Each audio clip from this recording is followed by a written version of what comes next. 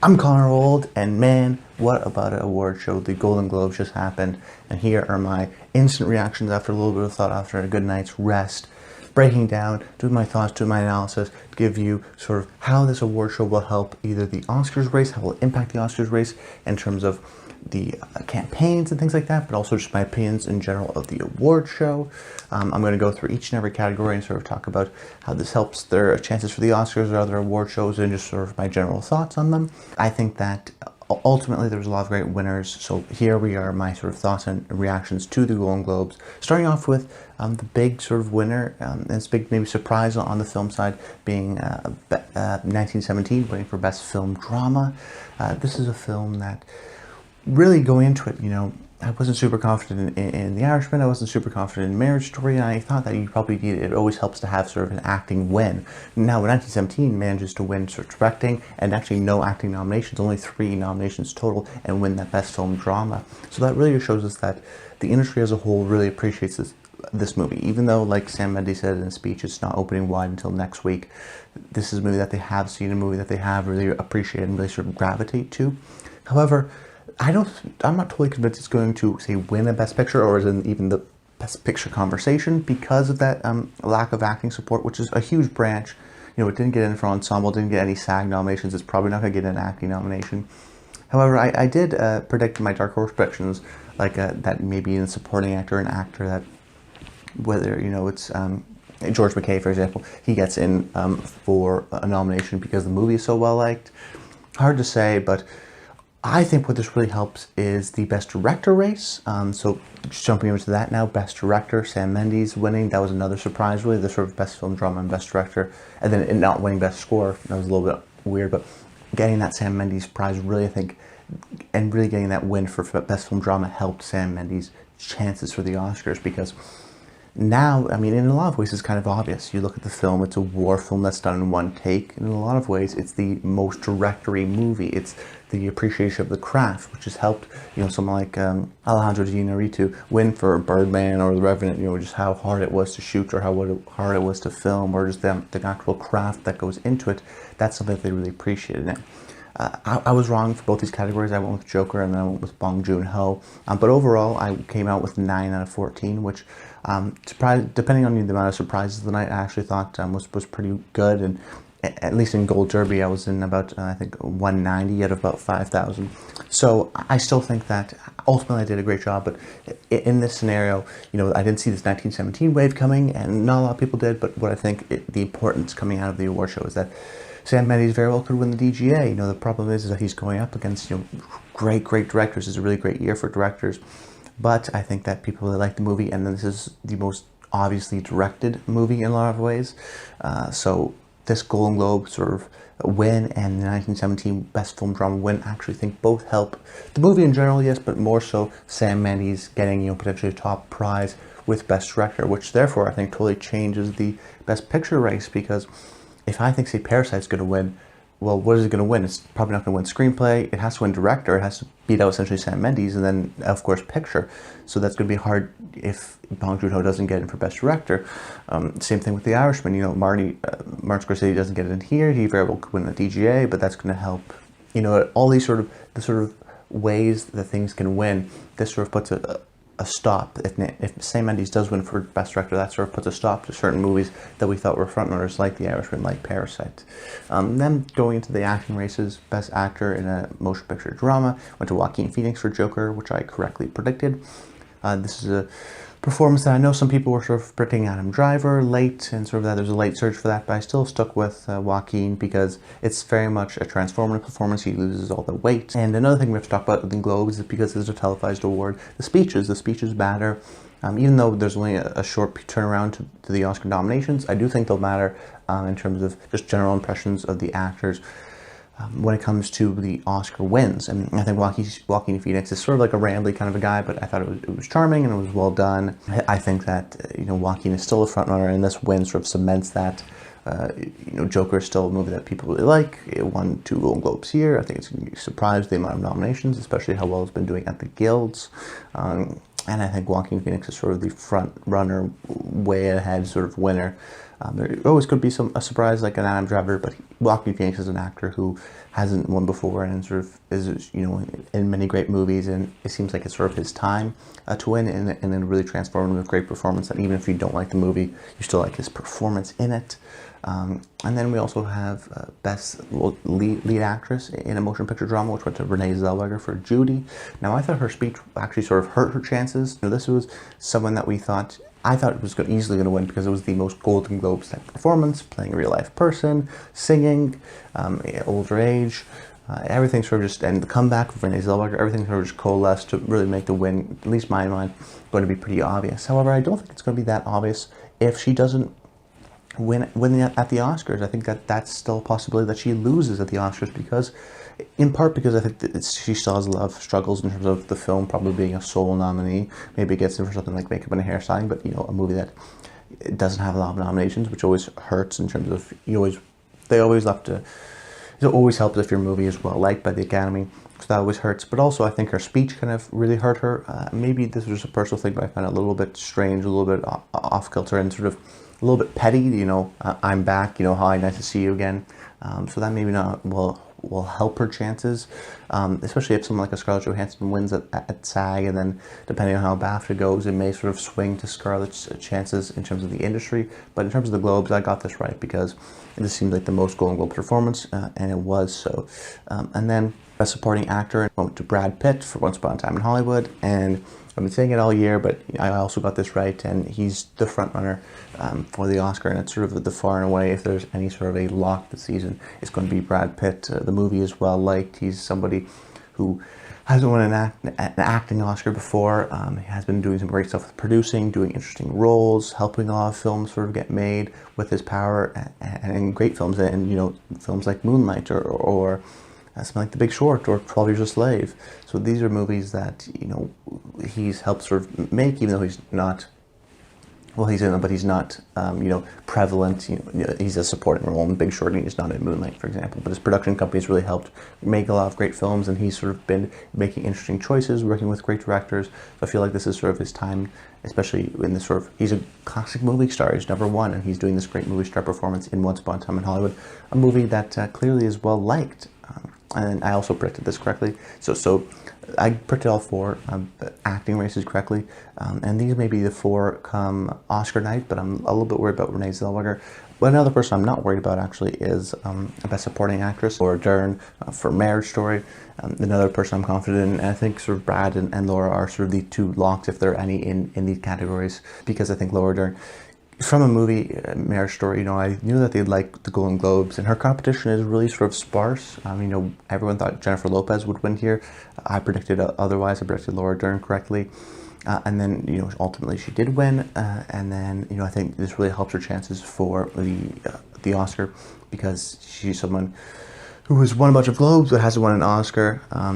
And as someone who has just sort of her time, sort of seen as Hollywood royalty, has just an amazing speech, and, you know, they like the movie Marriage Story, so I think that if they want to give it something come Oscar night, Laura Dern just seems sort of primed to be that, although someone like a Scarlett Johansson could sort of sweep away, depending on how well the movie is liked, Marriage Story is liked. And then we also have Best Lead Actor in a Comedy or Musical, which went to Taron Egerton, for Rocketman, which sort of shows you that campaigning is really still very helpful and still very useful. I went with Eddie Murphy because I thought that Eddie Murphy just had a little bit more of a star power. I knew it wasn't going to go to Leonardo DiCaprio. You could say that Once Upon a Time in Hollywood was hurt because Leonardo DiCaprio didn't win, but he won for his last 2 nominations and has won 3 Globes and has been nominated for like 12 or something. He's been nominated for so many. He's won 3 already. It'd be very rare for him to win another one. So they went with someone like, I thought it was either Eddie or Taron. They went with Taron. That just shows the strength of the film, and really Taron winning here, Taron getting in that SAG nomination, I think really helps his chances in terms of getting sort of maybe that 5th slot. I was a little bit maybe more Christian Bale-esque, but him having a great speech here, helping Ellen John, seeing the campaigning has worked, that the movie is well liked, he got in that SAG. You know, Taron Egerton, seems like maybe he's going to get in now within that sort of 5 of Joaquin, Adam, Leo, and Antonio Banderas for Best Lead Actor at the Oscars. But, you know, there's always going to be surprises. But I think you can feel confident right now, actually, in Taron getting a nomination for the Oscars because of this win, because of the momentum he's getting from this, and because of that SAG nomination are really crucial stats. And then also we have Best Comedy or Musical Lead Actress, which went to Awkwafina, which I correctly predicted. This helps her Oscar chances, although that fifth slot I think is still sort of up in the air for Best Lead Actress.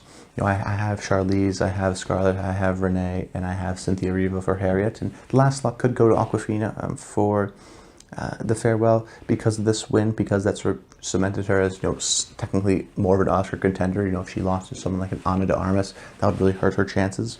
And she still didn't get in at SAG, and The Farewell didn't get in at Best Ensemble, which hurts the movie. So maybe Saoirse Ronan gets in for Little Women. But this win definitely helps Awkwafina, but I don't think actually cements her like the same way it does for Taron in terms of getting a nomination. She's still sort of up in the air, in my opinion. And then Best Screenplay, I thought, a lot of people were sort of conjecturing that Marriage Story would win, and I think that this Once Upon a Time in Hollywood would win, which I also correctly predicted. I also correctly predicted Awkwafina. The Once Upon a Time in Hollywood win really just shows you that conjecture doesn't work, and relying on stats, relying on information that I try to provide in these videos really do work. A lot of people were saying Marriage Story. Why? Because, Noah Baumbach's seen more as a writer, and he didn't get the director nomination, so they'll give it to him here. That didn't make a lot of sense to me. That's conjecture. That's, do they see him more as a writer? No, that does make a lot of sense. What does make sense is Quentin Tarantino is also seen as a writer. And the film is most likely going to win Best Comedy Musical, which it did, which I correctly predicted as well. That's, Quentin Tarantino is seen as a writer. The movie's well liked. He's won before, versus Noah Baumbach, who, they see him as a writer, and the movie's well liked, yes, but maybe not as much as Once Upon a Time in Hollywood. And Quentin Tarantino is much more well known and much more well respected within the industry. So I wasn't surprised there, even though a lot of people were actually predicting for Marriage Story. I still stuck to my guns and went with Once Upon a Time in Hollywood and was correct. And then I mentioned it also won Best Comedy Musical. This was sort of an easy award that it was going to win, but really, it's sort of a big winner of the night, Once Upon a Time in Hollywood, because it gets 3 awards. It gets on the stage 3 times, including, picture, screenplay, and acting award, which very much could be the trajectory it wins come Oscar night. And that's sort of a really great path for it. If it gets a screenplay, if it gets an acting award and then gets Best Picture, that's something we see continuously, maybe even gets a production design. That's a very easy route for it to win Best Picture, and right now, because of the Globes, because of what happened and the momentum it's gaining because of this award show, it's really going to help it come Oscar night, I think. And then we have Best Foreign Film, which obviously went to Parasite. I thought Bong had sort of a great speech. Yes, he had a translator, but he also said some things in English. The sort of unifying thing is cinema. I thought that speech really helped him. So in a lot of ways, I don't think Parasite was hurt by him necessarily losing Best Director. Now, what I think is hurt is that if Bong doesn't win, say, DGA, or maybe Sam Mendes wins for DGA, and he loses his chances as being, a Best Picture contender, a Best Director contender, that really hurts Parasite as a Best Picture contender, excuse me. So that really hurts in that sense, but it winning here, it's most definitely going to get nominated and win for Best International Feature at the Oscars, and this sort of cements it. So overall, the film as a whole, I think, is still sort of in the same position, with a little bit down because Bong did win for Best Director, but still a good enough speech that I think won't hurt him in that sense. And then we have Best Animated Film, which went to Missing Link, which was a bit of a surprise for me, because we knew that it was campaigning hard, but for me, I always thought that, Toy Story 4 was well beloved enough. We also thought, Parasite was very well beloved, yet it lost in Best Director and things like that. So sometimes you can listen to the streets and who's campaigning and doing a lot of stuff, but sometimes you can't, and sometimes it doesn't, work out as well as maybe you think.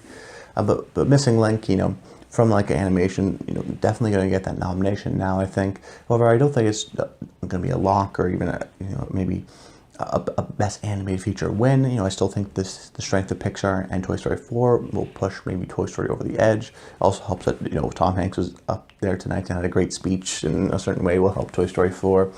And we knew Missing Link was really campaigning for this Globe, so that doesn't necessarily mean they're going to get the Oscar, but they almost in a lot of ways sort of really won this Golden Globe, so they got the Golden Globe, but that doesn't mean they're going to do the same for the Oscar, and maybe that will just go to Toy Story 4, but a little bit of a surprise there, especially sort of the conventional wisdom thinking to go to Toy Story 4, going to Missing Link was definitely a surprise, especially as it wasn't as well critically acclaimed, or even did well box office-wise, compared to something like a Toy Story 4. And then we also have Best Original Song, which went to I'm Gonna Love Me Again from Rocketman. Just another show of strength of that movie and of that song, which I correctly predicted. And I think it's going to win at the Oscars because the movie is well liked and they want to see Elton on stage, and maybe Taron will get up that way, and that will be sort of their way to, in a way, recognize Taron for his, of course he sings a song in the movie because he does his own singing, but of course Elton John wrote the song, so giving Elton John, I believe, another Oscar because he won for The Lion King. That'll be great. And then Best Original Score. I was surprised that 1917 was so well beloved, but then they didn't go to Thomas Newman here. They actually went to Hilary Gundeter for Joker. She was, she's very surprised, as kind of I was. I thought it was a number 2 place. She definitely could have won, but I just went with 1917 because I thought that's what they'd appreciate the film. But it turns out they appreciated director and picture. But it still shows that with the Joker win or the Joaquin Phoenix win, that they still like Joker. They still like the movie. They still want to reward the movie. And this category is always, loved and known, and always rewards oftentimes newcomers. Now I think Thomas Newman's a little bit of a different situation for the Oscars because he's been nominated 14 times and he's never won. Whereas the Globes, he's only been nominated, I think this is like his 4th nomination, so it's a little bit more of a career overdue sense at the Oscars, and the Academy likes him a little bit better than they do at the Globes. So maybe that's the reason there, but it's still Joker. I think there's just more of a strength of showing how well Joker is doing, and she can very much well win as well for her score at the Academy. It's still, very much in conversation too. But the winners of tonight, I think the big winner for me is Once Upon a Time in Hollywood. Being in that comedy musical side is the best thing that's ever happened to him because it's going to sort of use that momentum and propel it in terms of maybe a Best Picture win. I think in my mind it is the front runner for Best Picture as of right now because I can very well see it winning screenplay, actor, production design, and then picture, and that's sort of the path it goes on. And it's been, right now, depending on how many nominations it gets, it can get into record-breaking nominations up to, the conversation of Titanic and La La Land and Return of the King in terms of the amount of nominations. I also think that another winner was probably Brad Pitt and Laura Dern, and really all the acting people, less so Rene, but really in terms of cementing themselves as we are the sort of front runners, and this is probably most likely going to be the Oscar winners, really for all 4. Of course, well, there's 6 winners before being Rene, Joaquin, Brad Pitt, and Laura Dern. And then I think Sam Mendes was also a big winner in terms of getting that director win was really great. It's maybe the most obviously directed winner, but getting that recognition from the Globes will now sort of give maybe the DGA sort of a way to give it to him, because do we choose Bong, who did an amazing job, or do we choose legends and Marty or Quentin? Maybe give it to Sam because he did something that's unique and hasn't been done before, and really, as a director, you probably watch the movie and be like, how did he do that? That's incredible. There's so much coordination, so much hard work, and you understand the elements, so maybe it goes to Sam. Who knows? I think the success of 1917 ultimately, though, helps Sam Mendes and potentially win for Best Director. And then the big losers of the night, some people, you could say Marriage Story because Adam Driver didn't surprise her, Neil Blomkamp didn't get in for Best Screenplay, but I didn't predict those, and Laura Dern did get it in and didn't lose to Jennifer Lopez, so that helps, and I still think it will do well, the Oscars nominations. The real big loser is The Irishman. This was a movie that people predicted would win just Best Picture or Director, or potentially even a Screenplay, and it didn't win any of those. Martin Scorsese has made those sort of controversial comments. Maybe that's what sort of has put him down. Maybe The Irishman isn't as well beloved as we thought. I don't really totally believe it as the Best Picture winner necessarily. I was always a little bit more on the side of Once Upon a Time in Hollywood or Parasite, and I'm still sort of in that camp as of right now. But The Irishman losing here loses a lot of steam for potential Best Picture winner. In my mind, the Globes often try to predict sometimes the Best Picture winners, and they have been pretty good for that with comedy or musical every single year. Of course, they did miss something like Shape of Water, but they chose the 3 Billboards, which did very well at the Oscars. So, even La La Land year, where they still gave it to Moonlight. They still try to cover their bases in a lot of ways, so they're feeling not to recognize The Irishman whatsoever, really at all, shows that maybe this is losing a lot of steam. And then Robert De Niro not getting for SAG, not getting in for here, probably will hurt his chances there. So there's a lot of things that really just overall, would hurt The Irishman, and some of the controversy that comes around it in the sort of sense of Martin Scorsese and his Marvel comments. So I still think it's going to get a lot of nominations. Still think it's Best Picture contender. I think maybe you have to take it out of your Best Picture winner scenarios because it's maybe just not as well liked as it is more respected for a lot of people, even though, I really enjoyed the movie. I thought it was really fantastic, and it's one of my favorites of the year. Maybe just not so within the Academy, but we'll see come Oscar nominations night, because ultimately you have to remember, this is a group of 90 people, none of which are part of the Academy, which is a group of about 3,000, so it's incredibly, the Academy is incredibly more amount of people compared to the HFPA, so in a completely different voting body. So really, the ones you want to look for the Oscar nominations, which are happening in a couple of days, or when nominations close, you have to look at SAGs and PGAs, which I'm going to be predicting the next portion of this video, which I already pre-recorded. As much as the Globes matter, and because of the shortened schedule, you really have to look at these industry awards of PGA, of SAG, which PGA and DGA, which are announced tomorrow, and then of course SAG and BAFTAs, and how those winners sort of go out, which ultimately affect the Oscars come February. Now jumping over into my predictions for PGA nominations and DGA nominations. Now we're going to go into the PGA reaction and predictions, for ultimately January 7th, so tomorrow. Both the PGA, the DGA, and the BAFTAs are going to be announcing their nominations. BAFTAs, you can't really predict because there's so many nominations, so I didn't want to do a video for that. I'm going to give my reactions for all three of those award shows, but as of right now, I'm going to go with the predictions, and so I'm going to be doing the best film for PGA, and then the DGA, the best director nominations. There are some things like, DGA has something like the best commercial nominations, and so on and so forth, but I'm only doing the ones that are relevant to the Oscars and the award show, which is, what other content is based around here at Old Oscar Countdown. So the PGA predictions, I'm going to list them here in alphabetical order, because that's how they do it at the award show. So my first pick is 1917. This is a movie that not only is sort of incredibly well made, which the Producers Guild does like because it's so complicated to make. That's another fact. It's hard to make, but it's also really well liked. So that's sort of two factors that help it. It's a movie that has been liked, has been getting support from the other awards, industry shows. It's also a movie that is so complicated to make that I think that the producers really appreciate it. Also has Amblin behind it, which is Steven Spielberg's production company, which helped something like Green Book get the win a couple of years ago. So 1917, I think is going to do well here and get that nomination. Next pick is going to be Bombshell. This is a movie that's actually getting a special award this year for sort of its achievement in recognizing the award goes to sort of achievements in recognizing social issues through movies. This one is getting the win this year, so I think this is a movie that they already like because it's getting that Special Achievement Award. You could make the argument that it is getting the Special Achievement Award, so it won't get in here. I think Bombshell just has sort of the support and the momentum from SAG and the industry support that it will get in here as well, and still is well liked enough despite poor box office. Then I have The Farewell.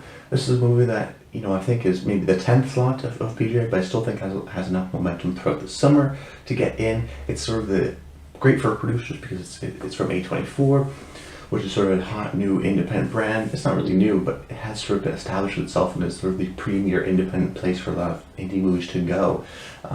It's a movie that and sort of represents sort of platforming and then spreading it wide throughout the summer in a sort of pitch perfect way that the producers will really enjoy. It's a movie that I think is also very easy to like. So I think The Farewell will sort of slip into that slot. For V Ferrari is my next slot, another sort of traditional old-fashioned movie, but that was also a success story. For V Ferrari, it didn't make a whole lot of money at the box office, but this one, for a lot of people, thought it could be a bomb. It was a $100 million adult drama. Who was going to watch that? And a lot of people did. It showed up. It was number one at the box office with about $40 million at its opening weekend. It has sustained. It has some legs. It has, I think, suspectedly done pretty much good domestically and less so internationally, but about $200 million. So it has got sort of the Oscar support and the SAG support.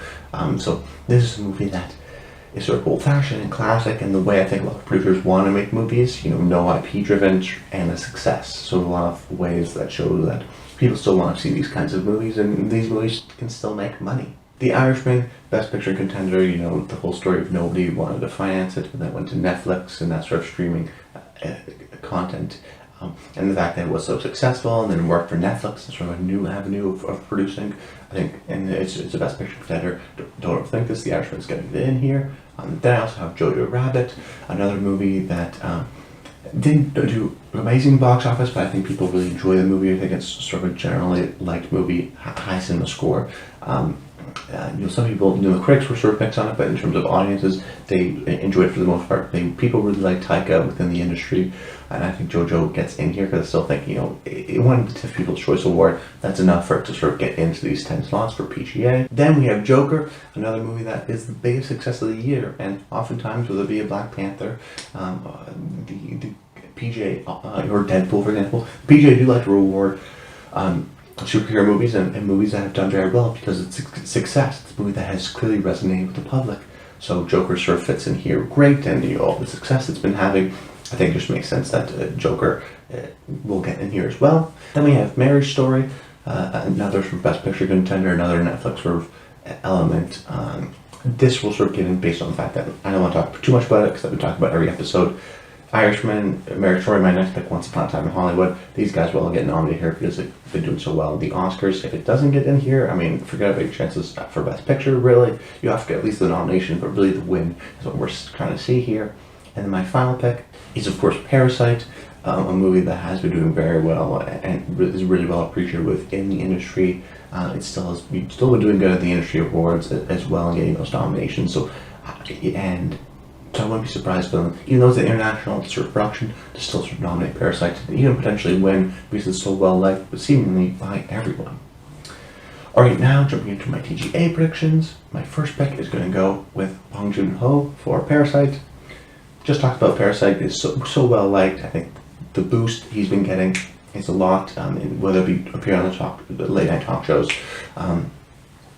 or just the support he's been getting throughout the industry. It's a movie that they really well like. It's someone that I think they respect. He's sort of the new hot kind of flashy director that sort of broke it out and has been getting all this acclaim.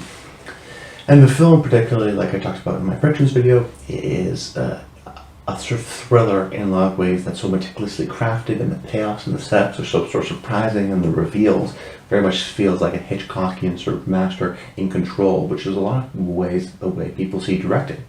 My second pick goes to Martin Scorsese for The Irishman, which is another way people see directing, which is almost a self-reflexive way. He's making a 3.5-hour gangster epic, a genre that he's helped define with people that are now older, that when younger, he really brought onto the scene and helped become big stars and really helped define this gangster genre. Yet in a lot of ways, it's not Goodfellas. It's not this fast, glorifies way. It's de-glorifies. It's a sort of a reflection, it's a unique look at it. It's a gangster movie that Martin Scorsese has never done before. I still think he gets nominated here just because the film is so well liked and so well supported in terms of the nominations, and he's Martin Scorsese. This may be his last great magnum opus, so we have to reward him for that reason. My next pick is going to go for Quentin Tarantino for Once Upon a Time in Hollywood. He's supported by the fact that the movie is so well liked that in a lot of ways is his movie. Tarantino movie is different than a Scorsese movie, and his sort of genre, he's a genre in himself. Because of his unique dialogue and his unique way of telling stories and his unique sort of melding and manipulation with history. In his past 3 films now, right? Or I guess, 4 films, less so Hateful Eight, but more Django and Glorious Bastards, and then of course this movie. And also I think that it is sort of personal to him in terms of Los Angeles-based filmmaker making a Los Angeles movie. He's known for his sort of great, weird B-movie kind of knowledge that he ingests, whether it be into Kill Bill or something like a Death Proof, that he loves so much, and now he's doing a movie about this era and about the filmmaking of this era. It just makes so much sense for him to get the nomination here. Then we also have Sam Mendes for 1917. This is just a feat of directing. A lot of people think directing has this idea of an athletic achievement, that to direct, it has to be very hard to do, and I think this movie was so hard to make that I think people appreciate the directing, the coordination, the amount of effort, and how did you pull that offness of Sam Mendes in this movie, and he, and along with Roger Deakins, are really the stars of this movie. My final pick is going to go to Pedro Almodovar for Pain and Glory. Now, it is notable, as I talked about in my predictions video for the directing, that DGA and the Oscar nominations often go 4 for 5 or 5 for 5. So in a lot of ways, my putting Pedro Almodovar here is me saying, I don't think he's going to get nominated for the Oscars, though. I think this is a movie that's similar to Tarantino and Scorsese, but even more so, extremely self-reflexive, extremely looking back on Pedro Almodovar's own life. I mean, Antonio Banderas essentially plays him, a filmmaker, later in his life, and sort of the regrets he has of these small little moments with lovers and with his childhood and how that relates, and a very personal movie. Just, of course, casting Antonio Banderas, his sort of muse since the beginning, and working collaborating partner. I think the director will really appreciate that sort of personal connection that he was able to make and sort of come back. He's a director that's very well liked within the director's community, so I think he gets this final slot here, but ultimately I think he maybe misses out on the Academy. But that's been it, guys. I hope you enjoyed my reactions and my predictions. Stay tuned tomorrow when I'm going to release a video, well, maybe a little bit later tomorrow, depending on time zones, things like that, where I actually give my predictions and my reactions to the BAFTA, what's rising, what's falling, and PGA and DGA, and how this may tell us who's going to win the Best Picture. So it's a very exciting time, so stay tuned, subscribe to the channel, and check back tomorrow or the next day for that video. And then eventually the 11th, you can just subscribe to the channel, because on the 11th I'm going to be giving my Oscar inclinations predictions, so you'll never miss out on a video. That's about it, guys. I hope you enjoyed it, and until next time, stay tuned.